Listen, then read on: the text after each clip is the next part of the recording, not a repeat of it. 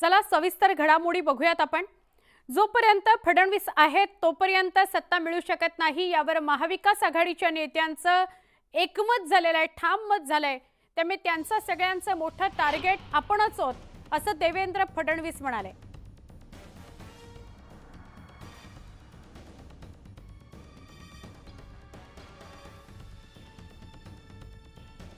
देवेंद्र फडणवीस नागपुरामध्ये कार्यकर्ता मेळावा झाला त्यामध्ये बोलत होते। दरम्यान महाविकास आघाडीने तथाकथित विचारवंत आणले आहेत जे खोटं नरेटिव्ह पसरवतायत, भाजपला टार्गेट करतायत असंही देवेंद्र फडणवीस म्हणाले।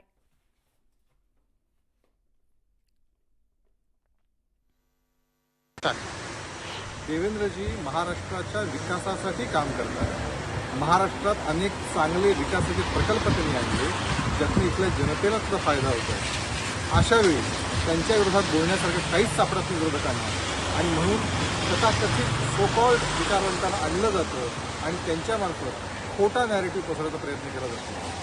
देवेंद्रजी भारतीय जनता पार्टी हे नेहमी विकासाचं काम करतात, पण तो विकास आणि त्या विकासाबद्दल बोलण्याची पूर्ण क्षमता विरोधकांकडे नाही आणि त्याच्यामुळे भारतीय जनता पार्टी टार्गेट होते आणि देवेंद्रजी टार्गेट होत असतात। पण नक्की विश्वास आहे जनता अशा खोट्या प्रचाराला बोलणार नाही।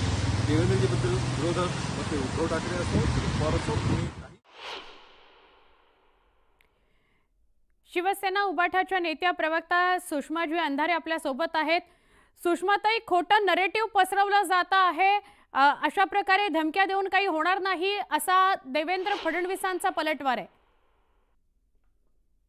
फेक नरेटिव्हचं महानिर्मिती केंद्र मुळात स्वतः देवेंद्र फडणवीसचे आहेत, जे पुण्याच्या अधिवेशनात म्हणाले की दर 10 वर्षांनी आरक्षण वाढ ही मोदी वाजपेयींनी दिली, 50ला घटना अंमलात आली आणि 60ला भाजपची सत्ताच नव्हती तर आरक्षण वाढ कशी काय दिली बरं मोदी वाजपेयींनी? 70लाही ते सत्तेत नव्हते, 80ला सत्तेत नव्हते। त्यामुळे आणि असे अनेक मुद्दे सांगता येतील की जे काय पद्धतीने त्यांनी फेक नरेटिव्ह पसरवलाय। पण जो आपला मूळ मुद्दा आहे ना की फडणवीसांना टार्गेट करण्याचा, होय होय तर फडणवीसांना जर कोणी टार्गेट करत असेल ना तर त्यांच्या पक्षातले लोक सध्या टार्गेट करत आहेत। ज्या क्षणी पंकजा मुंडे यांना उमेदवारी मिळाली, ज्या क्षणी लोकसभेतले अनेक उमेदवार अगदी पुण्यातले खासदार मुरलीधर मोहोळांपासूनचे उमेदवार हे विनोद तावडेंच्या म्हणण्यावरती आले, त्या क्षणापासून फडणवीस हे पक्षाकडून टार्गेट झालेले आहेत।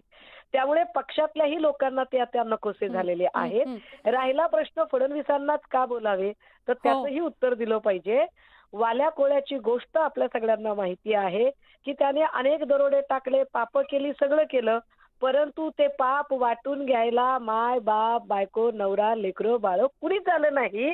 पाप वाटून घ्यायची जेव्हा वेळ आली तेव्हा ते एकट्याला भोगावं लागलं। फडणवीसांनी जी सगळी पापं केली आहेत महाराष्ट्राला नासवण्याची, महाराष्ट्राची राजकीय संस्कृती रसातळाला नेण्याची, महाराष्ट्रातला मराठा साळी माळी कोळी तेली तांबळी आतार बागवाड सुतार लोहार कुंभार या सगळ्या 18 पगड जातींमध्ये ध्रुवीकरण करण्याचं पाप जे फडणवीसांनी केलंय ते पाप त्यांना फेडावं लागत आहे। बाकी त्यांना टार्गेट करण्याचा प्रश्नच येत नाही।